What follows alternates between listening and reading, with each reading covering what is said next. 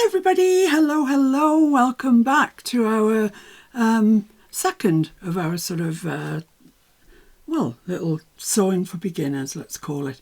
I'm just hoping that this will encourage some of you who I know have sewing machines and keep them in the cupboard or the bottom drawer or somewhere out of sight, out of mind.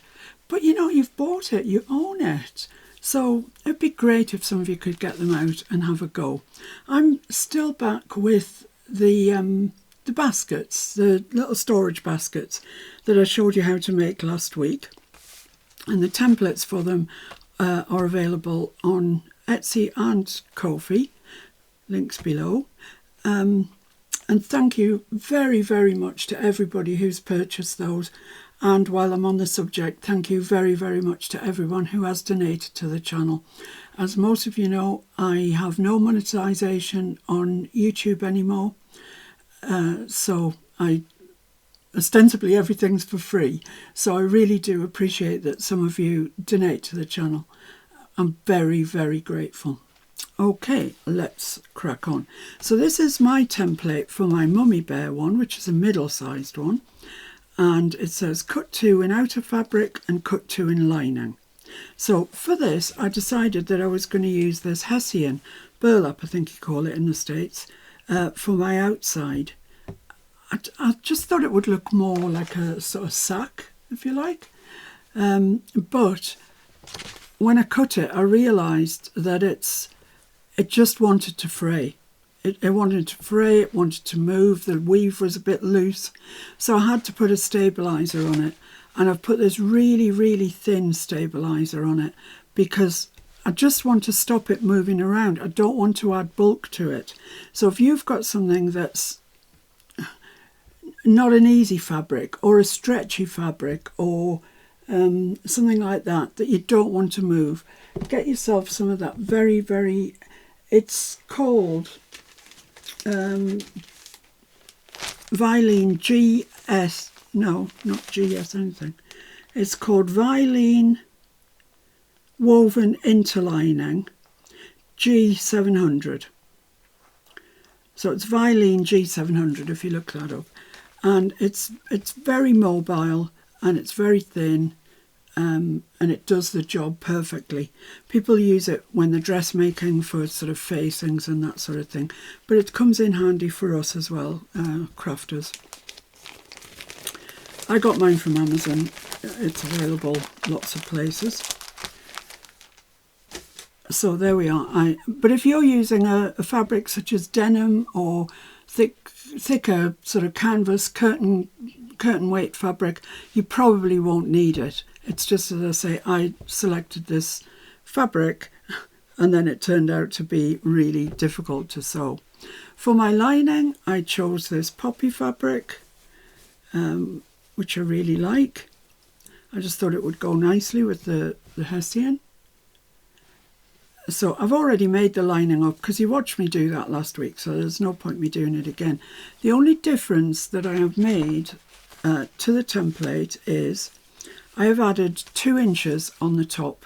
This bit here is an addition, and I wanted to add that to show you that you can't actually fold it over, and it's just a bit of a different look to it, that's all.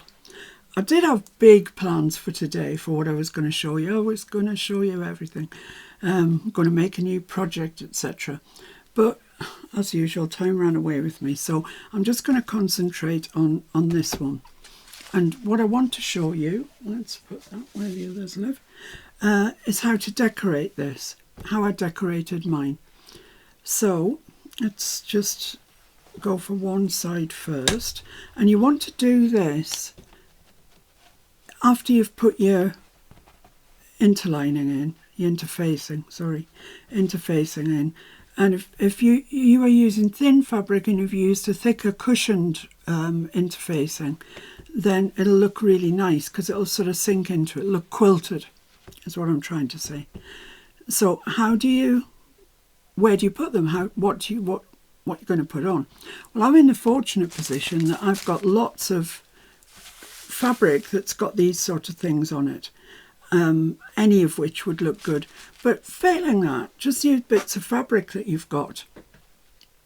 We've all got different pieces of fabric that you could cut little bits out of and would look really nice as a sort of collage. Failing that, if you've got any calico, you can stamp on it, as we did yesterday in the sewing journal.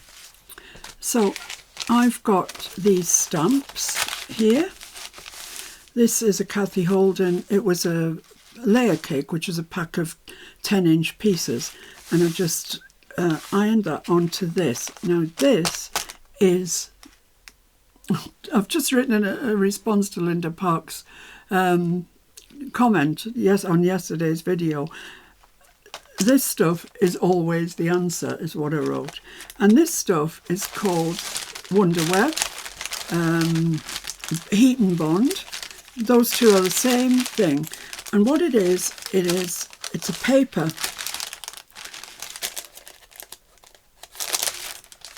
It's a paper background, like baking paper, for all the world like baking paper. But on top of it, if I can find it, is this very, very, very, very fine mesh. And this mesh is a mesh of glue. It's double-sided. The whole thing is just glue.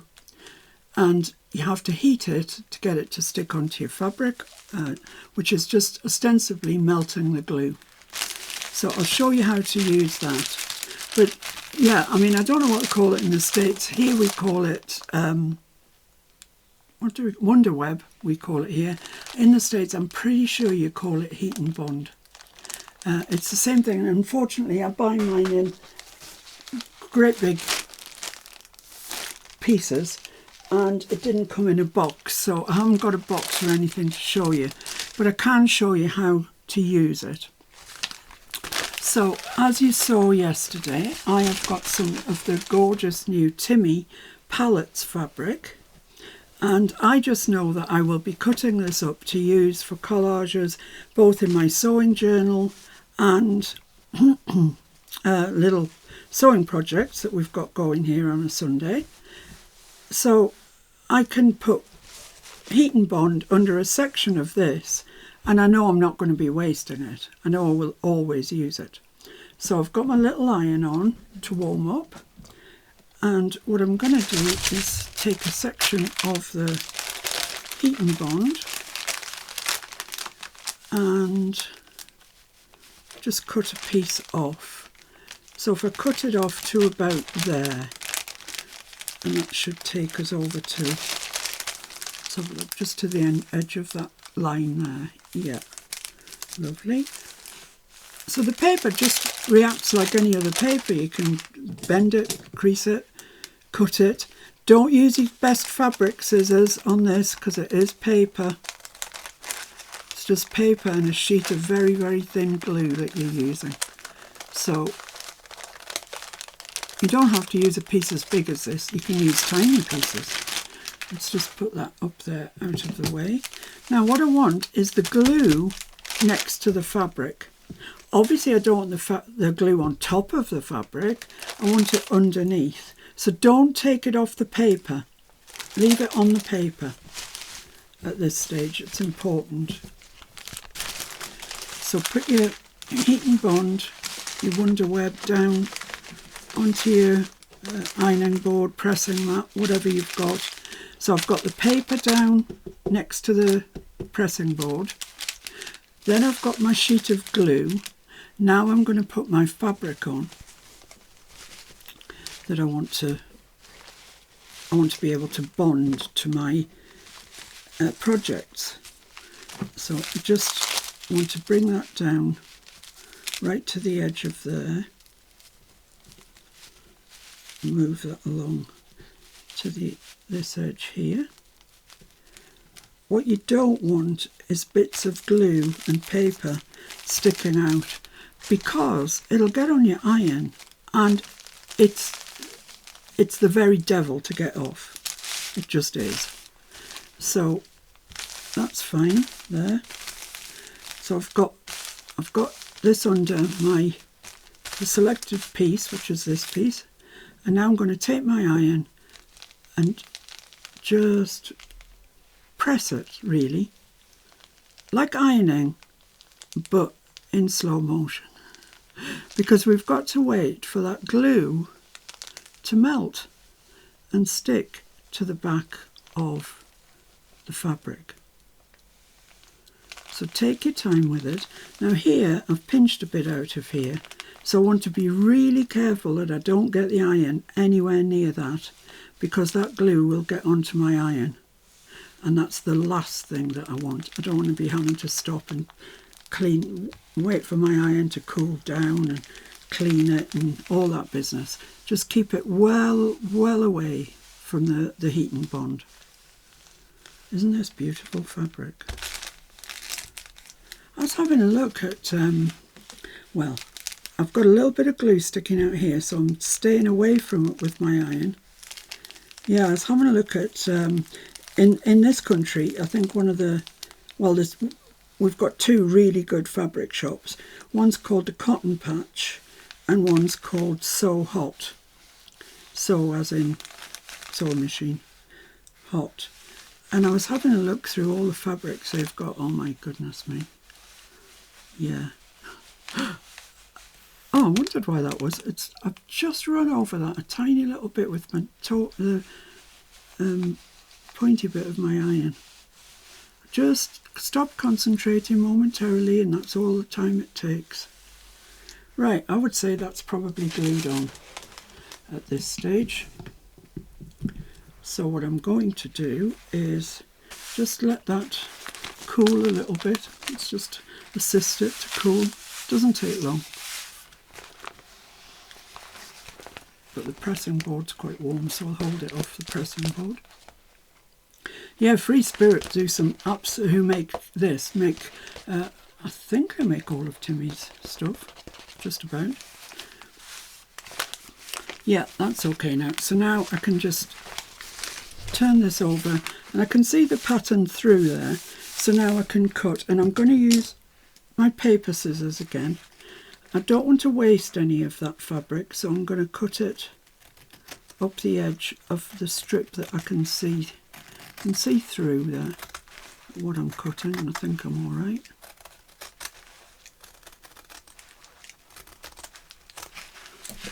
There we are. Oh, this one's a bit more higgledy-piggledy, so I'm just going to have to take a chance on it. And don't worry about the bits that you've got left on.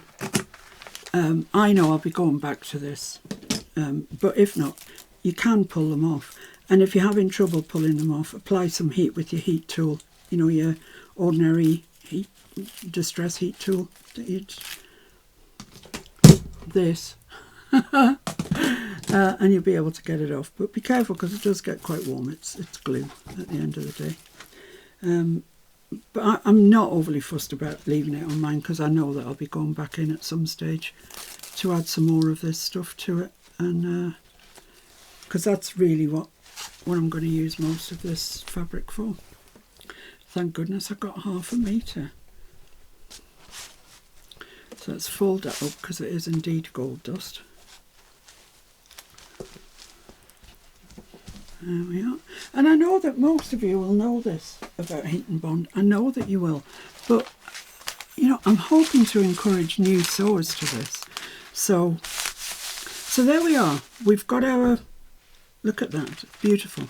Look at all the little bits we've got to cut out. So let's have a look where we're going. Going here. So I need something... If we're going to fold it over 2 inches, that's about 2 inches, isn't it? That's going to come to there. And the very bottom bit gets caught up in this shaping.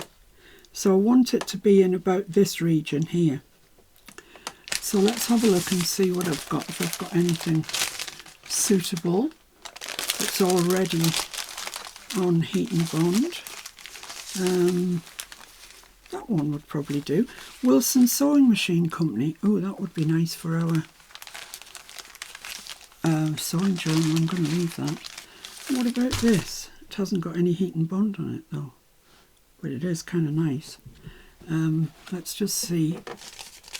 I've got this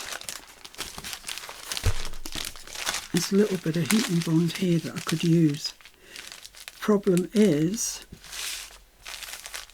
I'll get my iron dirty.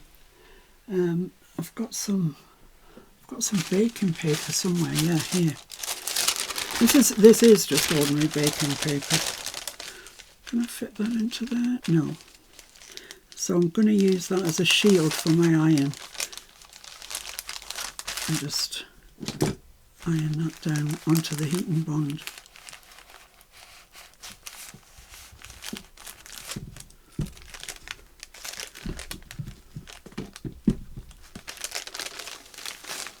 There we are.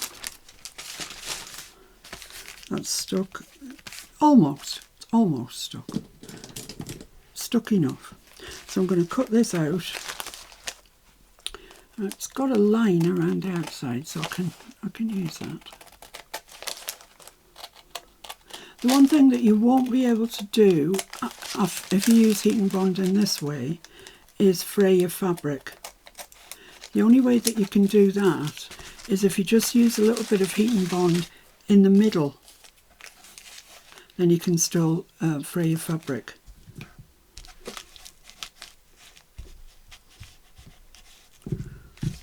Just wasn't flat. Now it's very hot in my hands. Yeah, don't lose sight of the fact that it is glue and you are heating it up to melt it, so, you know, treat it with respect. But you'll be fine, I know you will. And there we are, there's one piece that I've got that can go on my back. But oh, I like that, it's nice, isn't it? And now possibly some stamps. Oh, look at that, he's lovely, he looks like a black lab. We used to have a black lab called Puppy. She was gorgeous. I think I'm going to try 3. These are already on heat and bond, so that's good. Saves us a job.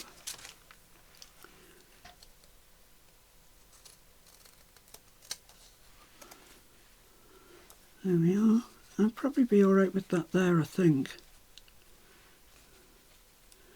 And do I need anything else on there?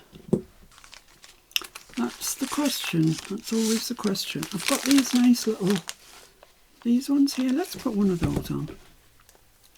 They're small, but they're nice. Whoop, hello.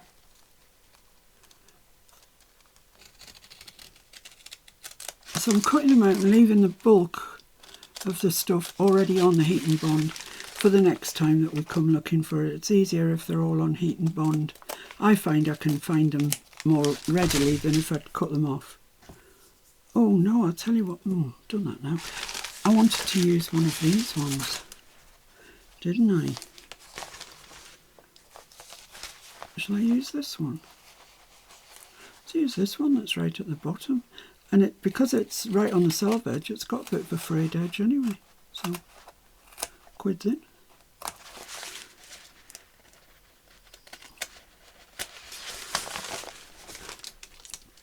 There we are. And have I got any glue anywhere? It's not, yeah, a little bit. Because it was right on the edge, it's not. Yeah, that's all right. Okay, so there we are. That's kind of how we're going to place them. That's right over that dog. It's such a shame, but there you go. These things happen. I think I'll probably like it better that way with the frayed edge facing out. I could possibly try that there, and then I wouldn't have to cover the dog. Yeah, I think I'd get away with that. But now I want to get the paper side off this, and you can pick and pick and pick and pick. But what I do is I take the blade of my scissors, run it down the back,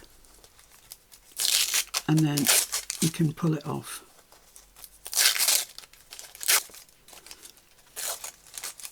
There we go. And now you need the iron again to melt the glue and stick it onto here.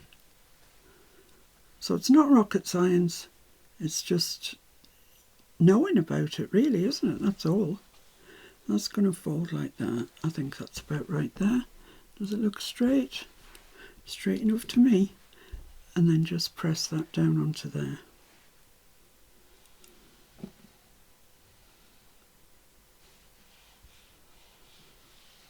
There we are. You can chance it without heat and bond if you want, just a loose piece of fabric. But 10 to 1 on it'll twist on you. They just do. Now I'm going to stitch mine on. I'm going to use red because I'm using the poppies. You find a colour that you like. You might like black. Black's always a good option for this sort of thing, I think. But as I say, I'm using red, and I'm going to use Zigzag, which is a traditional way of sewing applique on. I'm going to put it onto Zigzag, and whatever the stitch recommends, length, width, whatever, that's what I'm going to use. You can of course play with that, and you can make your stitches closer together so you'd get more of a satin stitch, or further apart if you want to, because this isn't going to come off. It's not going to fray. It's heat and bonded on. So it's up to you what you want to do. Have a play around with your zigzag stitch. Have I got a piece of waste fabric anywhere? You'd think I would have, wouldn't you? But just a little piece of waste is all I want.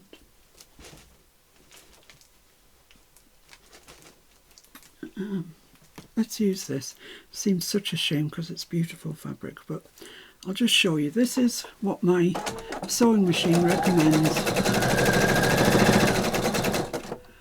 for ordinary. Just turn it onto zigzag and this is what I get. There, that.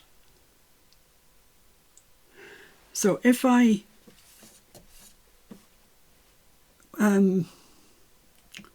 make more stitches to the inch, so shorten this, the distance between them, this is what I get.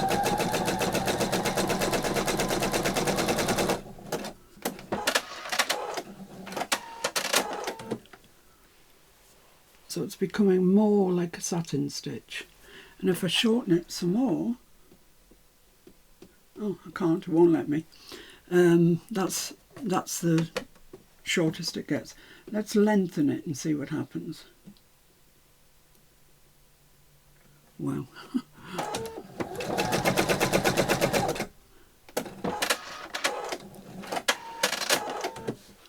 Yeah, that's what happens.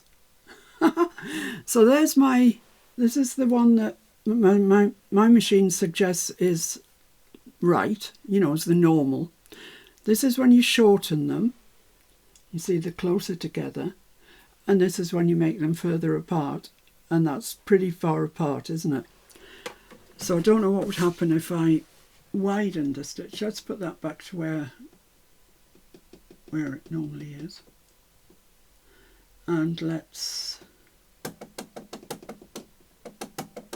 make that, well, I can make it narrow, so narrow it's a straight line, so that's no good.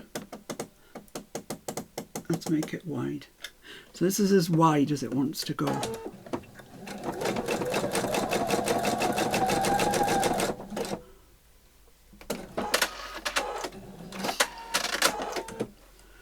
So there we are. And see, that's pretty wide compared to the original one.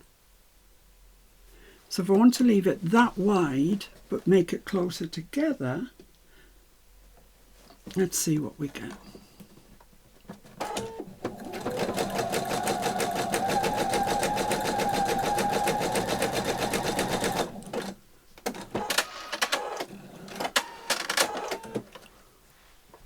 You get that. So have a little play with yours. You know, this is the way that we learn things. Have a little play, see what you're happy with, what your machine will do. You never know when the day will come when I'll want that. I want to use that. But for today, all I want to use is the one that it suggests. So let me get that put back to...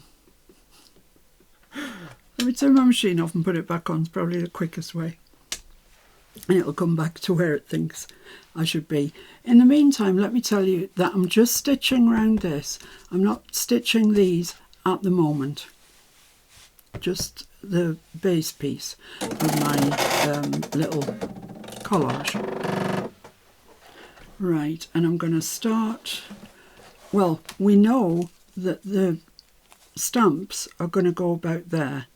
So I'm going to start and finish somewhere underneath where those stamps are going to be. So I want to set my foot so as half of it is on the applique and half is on the Hessian. Okay, I forgot to change it to zigzag. And when I come to the corner, I want to finish with my needle to the outside.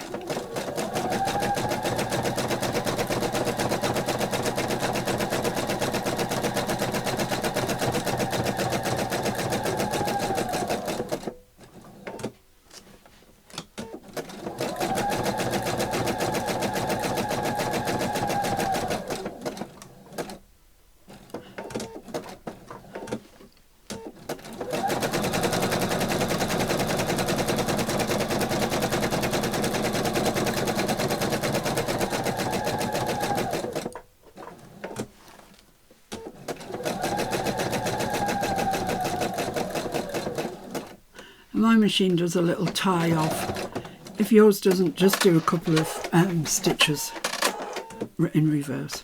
So that's that stitch down. Let's just trim that off when I see it. Like that. And the next thing that we're going to do is just stick those down. I've already got the glue on the back, but they've still got the paper on. So I'm just going to take my scissors again and just score through the paper. Take the paper off. So our next project after this one is a little pouch. So gradually building up our skills, just making sure I've got that the right way. Gradually building up our skills until we can sew zips in and all that sort of thing. So there we are, that's ready just to be glued into place. Run the iron over it like so. And this was the piece that I selected, but you know, I'm still liking that piece. I still like that. It's a nice colour. I'm going to use that piece. And I can stick that on because it's not going to interfere with me going round the applique on the other side.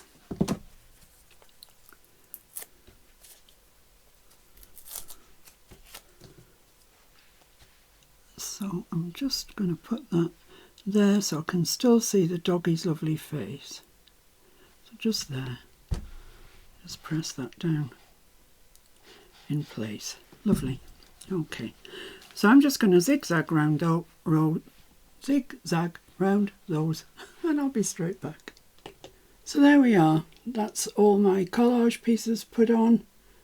I like them. They're nice. I hope they're in the right place. We'll find out later. So now I've just got my other piece to think about. So what have I got? What's on this piece? I don't think I've got any other pieces already. I've got photographs. I don't know that I want a photograph particularly. So I'm back to these pieces. I do like that black piece. I'm going to use that black piece. I've been saving it and saving it. I don't know why. I just really like it. So let's cut that out. Just going to keep a little narrow white border, which we'll sew over, of course.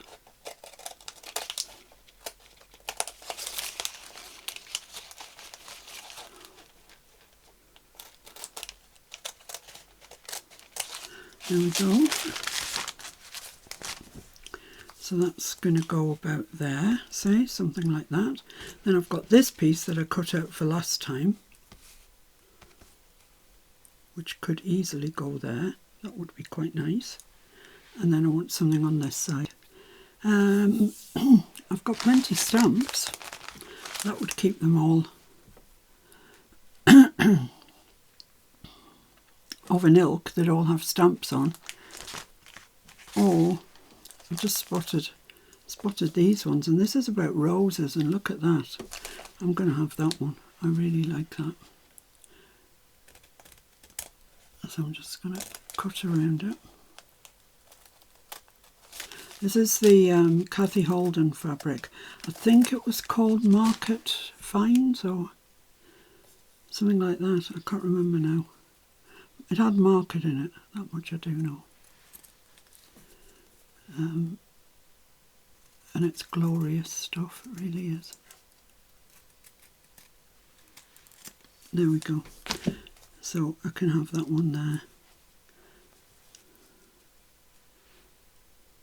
Yeah, that's fine, I think. So let's take the paper off all three of these, or at least score those two. Take the paper off the back of this one.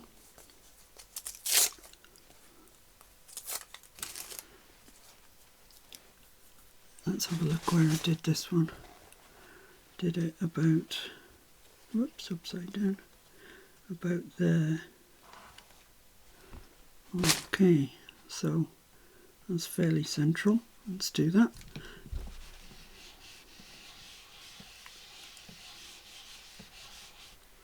So I'm going to stitch around there, then I'm going to press that one into place and this one into place, and I'll be back. Okay, so there we go, that's that done. So that's both of my little collages done. What I should have said, and I didn't say, was that you don't have to use zigzag at all if you don't want to. I just like the look of it. It looks more bitty, I suppose, more homemade. But you could use just a straight stitch. Once you've got them bonder webbed, they're going nowhere. So you can blanket stitch them if you want to. You can do what you want, or not stitch them at all. You can, as Linda was saying, just stick them on and it's job done. I like them when they're zigzag like that. I think they look really nice.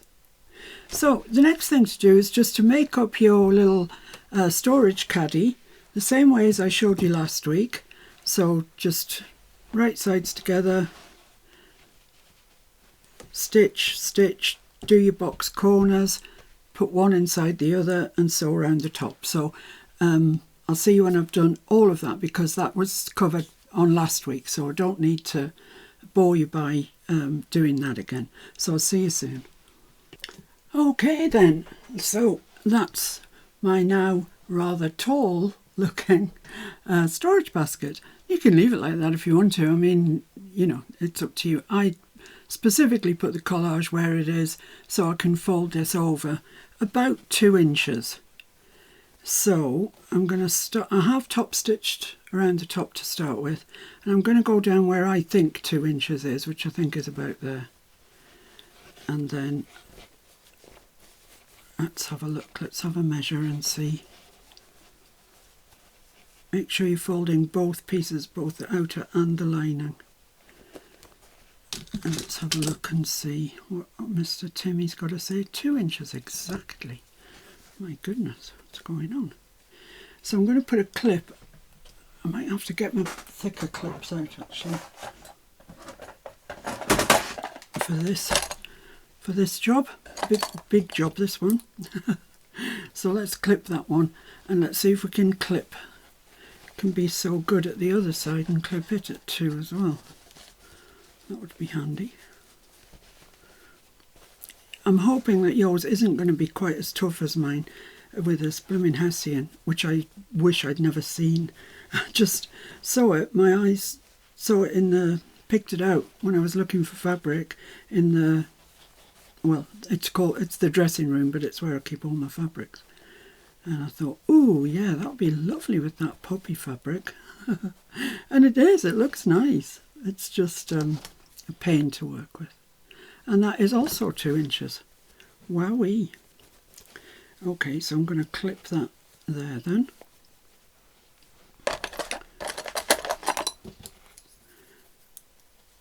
And then let's go halfway around there, fold that up, keeping them in line with the sides. And as I say, make sure that you fold in both pieces. The lining, you might have to keep a hold of your lining, sort of. That looks like it's all right to me. Yeah, another clip. And then this side here. I love that black. I quite like black and white, don't I? Do you remember the beautiful tape that Judy Hoff sent me at Christmas time, the black and white gingham tape? Oh my goodness. I think she sent me 3 rolls in total. Which of course, you know, I did use a little bit of, but didn't go mad because, well, you've got to keep these things, haven't you? That's 2 inches as well. That's great. Let's put a clip in that. Now you can leave it like that if you want, but 10 to 1 on, it'll move. It'll keep moving on you and it'll drive you dotty. So what I'm going to do is I'm just going to top stitch around the... I could do with a thingy to keep my clips in, couldn't I? But I quite like this one because it's got a blue tip on it. There we go. So yeah, I'm going to top stitch around here in a little way, just, and always making sure that you're pulling that lining down inside your basket. So I've got my free arm of my machine. I've taken off the bed of it, so I've just got my free arm, which will allow me to feed this on like that. And then I'm just going to top stitch around the top, but a little way in, maybe 1/4 of an inch, or yeah, 1/4 of an inch. And as I say, keep being sure that you're feeding that lining fabric through to the inside. And I'll see you when I've done that. And so there we have it. I've top stitched around the top, so that's keeping that in place nicely. It's not going to move. That's the inside. That's that side with the black sign on, which I love, and I think it's just in the right place actually. Looks nice there. That's the other side. Got our handles, and of course I've made the daddy and the baby to go with, so I've got a nice set of 3 little storage sacks that look like sacks. They do, they look like sacks. This baby was a bit of a curse because it's quite fiddly anyway, but because of the burlap that I used, it was, yeah, it was a bit fiddly, but it looks nice. It looks nice now it's finished. So there's my 3 sacks. I hope you enjoyed or indeed learned or something about these. I should have said, when you're doing the top stitching, it's always a good idea to turn onto a slightly longer stitch. For one thing, it looks better, and the other thing is you're going over a lot of thicknesses and your machine finds it easier if the stitch is longer. So it might be that you want to, if you're doing top stitching or you're stitching on very thick fabric, to go to a slightly longer stitch. Generally speaking, I stitch with this on ordinary fabric on 2.5, but for top stitching on thick fabric, I would even consider 4. I think I did that on 3.5, but I would consider 4. So you need to turn it up quite a ways. So I hope that you learned something. Next Sunday, we will be making a pouch. So I'm really looking forward to that, because we've spent 2 weeks on these now, and I'm sure that if you're anything like me, you just couldn't make enough of them to start with. They are really addictive little things to make, but you know, I think this burlap's seen me finished with these now. So yeah, now let's turn our head towards pouches, and we'll do one without a zip, and then the week after hopefully we'll do one with a zip, and that will introduce you to the world of zips. Oh joy. Alright guys, thanks so much for joining me. Have a lovely rest of your weekend, and I'll see you very soon with the sewing journal. Bye for now. Bye.